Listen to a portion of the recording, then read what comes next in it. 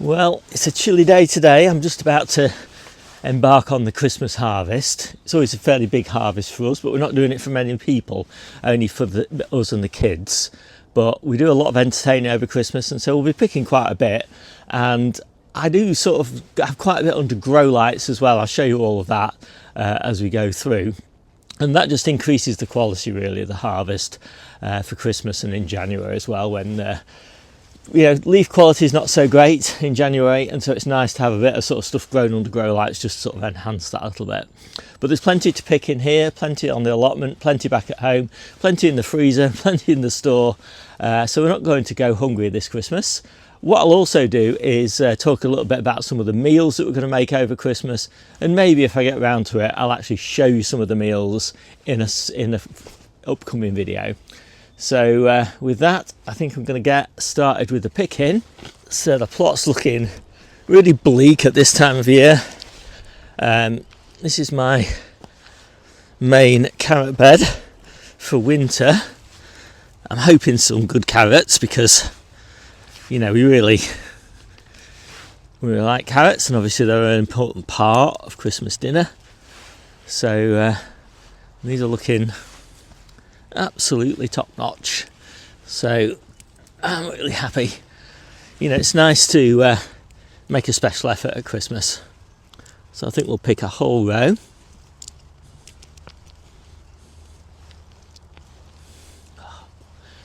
They're quite nice, and that will probably do us. Right, so next up's the beetroot.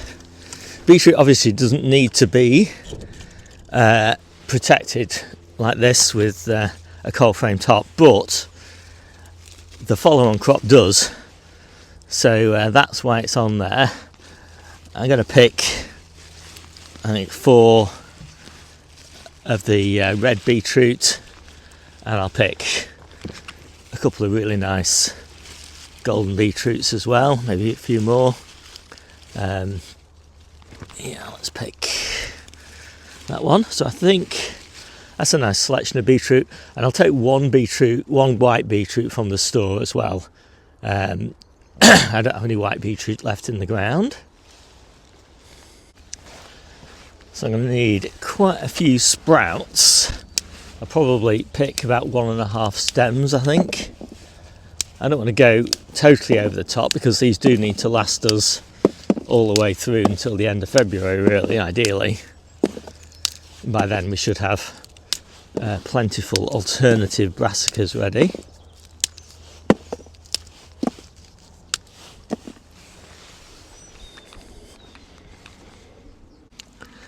That's nice. And to go with those sprouts, I'll also be picking some really nice colettes from the kitchen garden. But for now, I'm going to get on and pick some salad onions. These need a lot of clean up really, but once they're cleaned up they do look really quite respectable. And of course it wouldn't be a winter harvest without a few leeks, and we multi-sow our leeks, so they're never huge, but actually in some ways I prefer a moderately sized leek rather than one that's too big. I think that'll do us. They should clean up nicely as well. Now I just need to pick some red cabbages.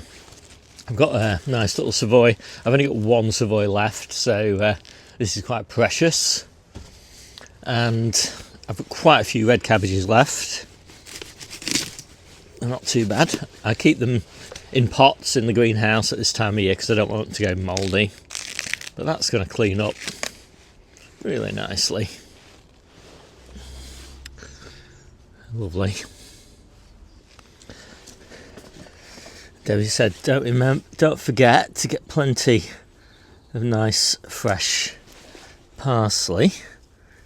It's not the best at this time of year, but I mean, it's going to be absolutely fantastic in spring, but it's still okay. It's better than the stuff outside. So now I'm just going to pick some of this baby leaf beet and chard leaves. We're going to use this for people who are still eating smoothies at this time of year, which some of my kids are. I'm not at the moment, but we've got bigger chard leaves which we'll pick soon outside for cooking. But these more tender, smaller leaves are really nice in a smoothie mix. And eventually these will be back in the salads, but I've got some absolutely gorgeous leaves for the salads at the moment that I've been growing under grow lights, which are much higher quality than these.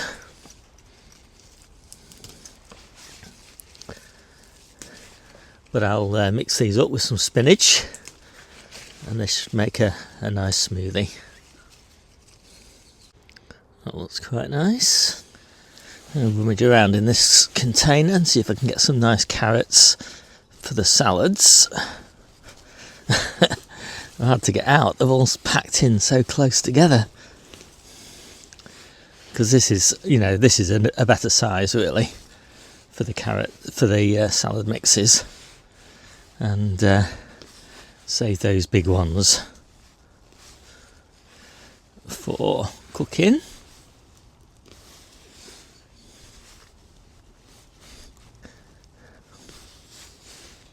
Yeah, I'm glad I packed them in quite close together now, because these are just lovely little baby carrots.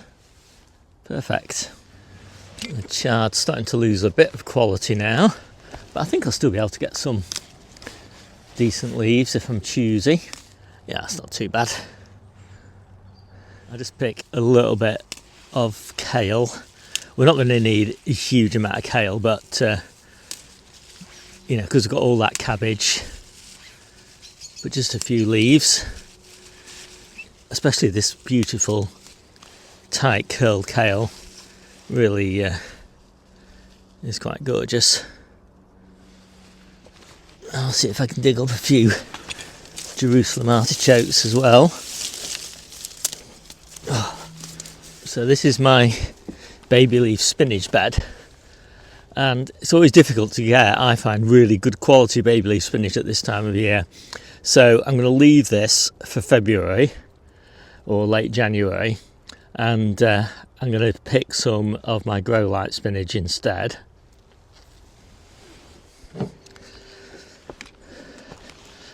I do have some reasonable quality cooking spinach though, so yeah, I think I'm going to get a fairly good harvest off this.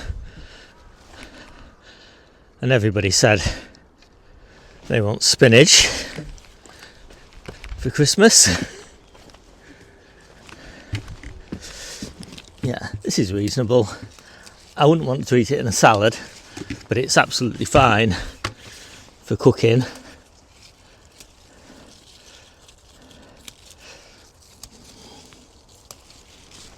That's not too bad. Leave plenty for next year.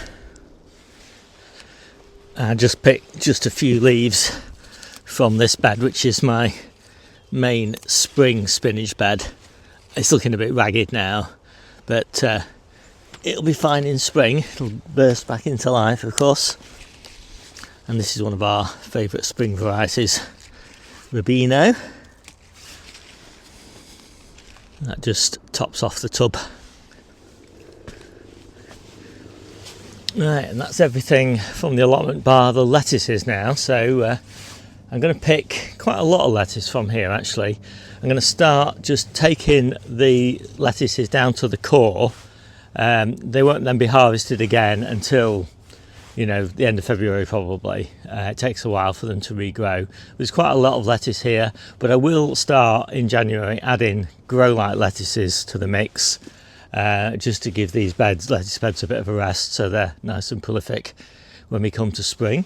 And I'm just going to pick a few of the whole heads that I've got as well, because I want to clear some of these beds to get them replanted in January.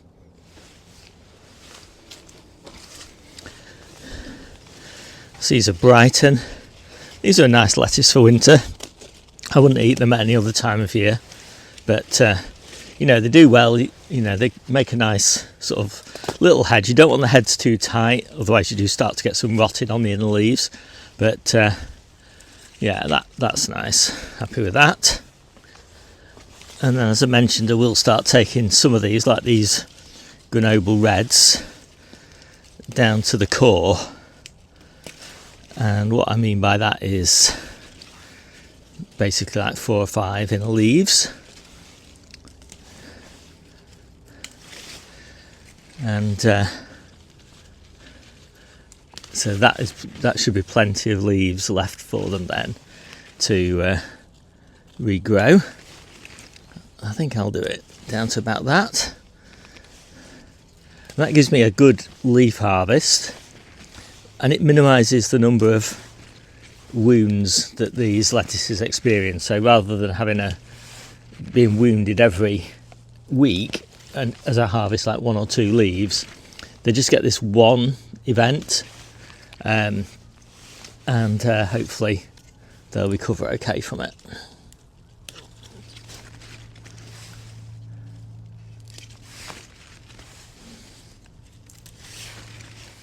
So there's a few examples of lettuces just harvested down to a core of good quality leaves. Quite a nice big 25 litre tub of lettuce. So I'm just back at home now, just picking colettes. I'm not going to pick too many because, you know, these are really a late winter crop for me. But I love them so much I can't really imagine Christmas dinner without a few. And yeah, and then just got over there, I've got some lamb's lettuce to pick.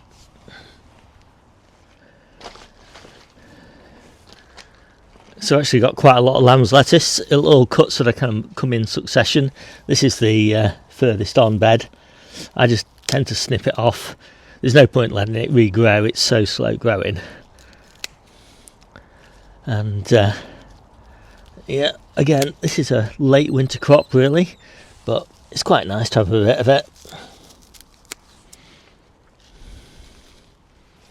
So I've got quite a lot in the greenhouse that I could be harvesting, but actually I'm only going to take some of these big Asian green leaves and some of these baby leaf beet leaves, because I've got plenty today. I don't want to take veg that I really need in January. But these baby beet leaves, they just look too good to neglect actually. I think I'm going to do them with my fingers because I don't want to damage any of the leaves that are growing on. But it's just the colouring. These are bull's blood, and I grew these specifically for this beautiful dark red colouring, which is really going to brighten up the salad mixes.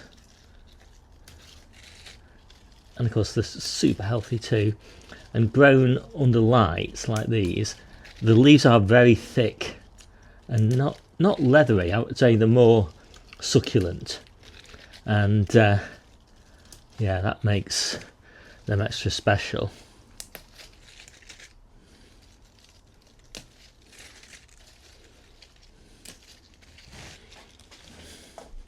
So although I've just been raving about those bull blood beets, these are golden beetroot leaves, again grown for the salad mixes, and these are great. These are really great. Again, really thick succulent leaves, really lovely.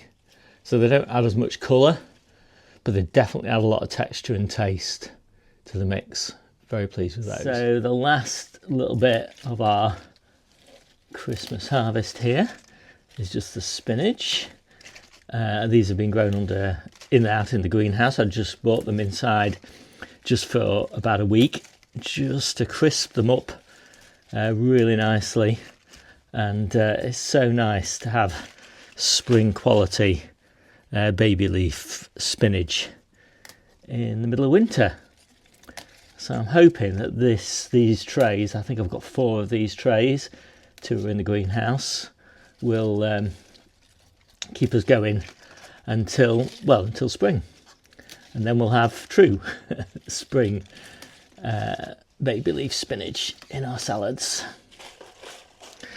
Right, so I'll just finish this off and then I'll take and show you the whole sort of table of our Christmas harvest. So here we go, all done. Just got to get it all packed up and bagged up for the kids now and for us, of course. So yeah, it's quite a nice table.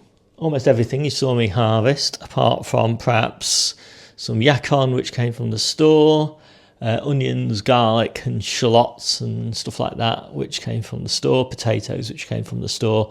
Most of our potatoes are still in the containers that they grew in, but we've got a few harvested already. Chopped up everything on the table, ready for bagging up. And we've got a crown prince as well. So what we're going to do with all this, people always ask us what we're going to do with it. So I'll just give you a few examples because it's too complicated to go through like a whole week's recipes. But we are doing, I've got them on the board behind me. We're doing falafel, and obviously that's just not got a lot in, but onions and parsley and things like that. Black bean burgers, lots of onions in those. A squash and lentil Wellington, so lots of stuff in that. Onions, parsley, whatever. Moroccan tijane, and it's a stew, and so we're going to have, well, just loads and loads of different veggies in there. Obviously two big roast Christmas dinners, some roast veg, some steamed veg. I've actually got some of the preserves here that we're going to use, and so we're going to be using chili jams, apple sauce, tomato stock, passata, and then some of the herbs we're going to use. We've got parsley, rosemary and sage, and obviously fresh parsley as well that we picked. So I'll just make up all the salads and then I'm done. My name's Steve. This is the Seaside Kitchen Garden and Allotment channel. Have a great Christmas. I'll see you soon.